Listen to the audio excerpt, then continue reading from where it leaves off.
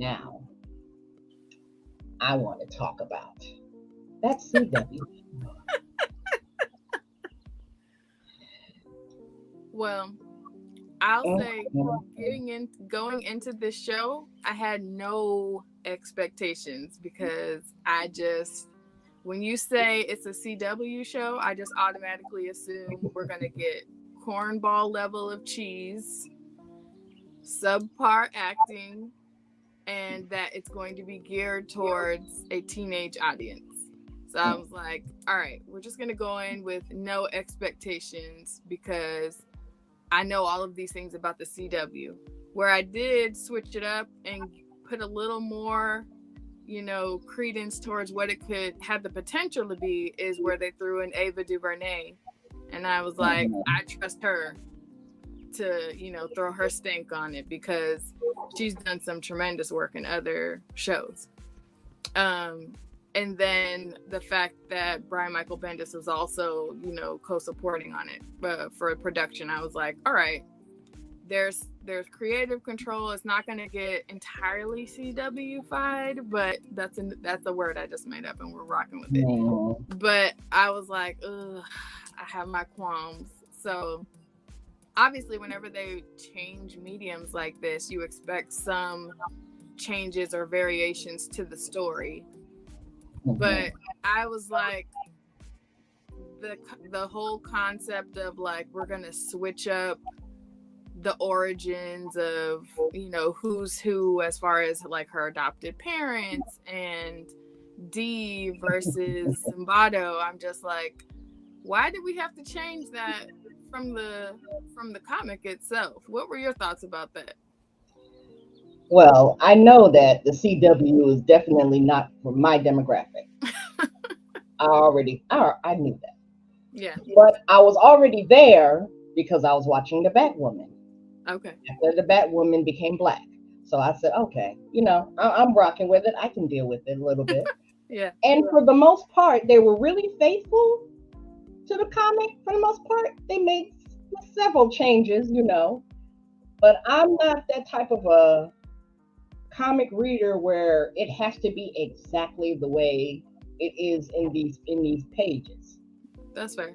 I'm able at the very least to turn that part of my brain off and see it for what it is and try to enjoy it. Yeah. And I did for the most part. For the most part, I did enjoy it.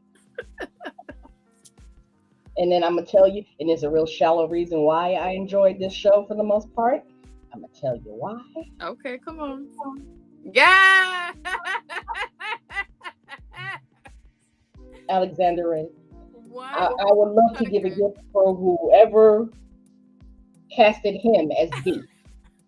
Yes. 100%. They were like, you know what? We need to just throw in some beefcake here and there. He can hold down the show for the resident beefcake, and I was not disappointed at all. The scene where her adopted parents were having their anniversary party and he came through with the suit, I was like, oh, yes, but that was the funniest part. And the humor also got me because I had been telling people that the actor who plays Zimbardo on this show, his clothes are too tight. His clothes are too tight. How is this man able to breathe? And then putting D in his clothes, and then D going, these clothes are too tight. And I fell on the floor. I mean, I had to pause it. I was laughing so hard. No, I need you to understand how hard I cackled because every time they'd seen him again in the party, he had taken some layer off. Oh, I was cracking up. He was like, it's restrictive. It's too tight. It's like, yeah, I don't know why you thought you were going to put his clothes on and fit any of it because it was small on him. I get it. I got Zimbardo with the tight fit, that's like a more modern look. But you weren't going to put D in his suit and he not have a problem.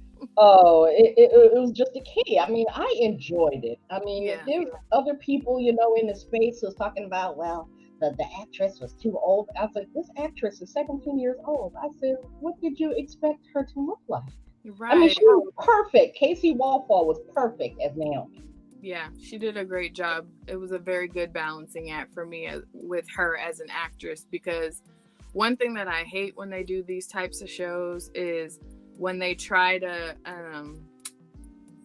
like point people, make your main character a combination of every annoying stereotype. And I feel like they did a really good job of not doing that in this case.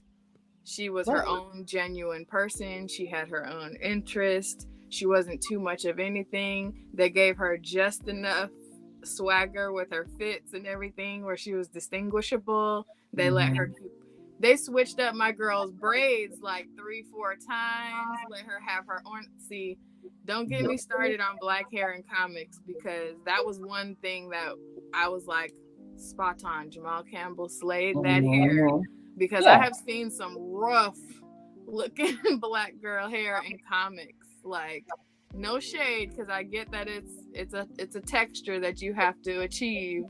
But you know, that's like a level you have to unlock to be able to do it properly. But they did not miss there, and they made sure that they gave my girl like options. Like, I switched it up with that. The only way they could have done it more is if there was some situation where she was going to get her hair done, and to me that would have been too much and taken away from the story. But she had it switched up throughout the series, so I was happy with that.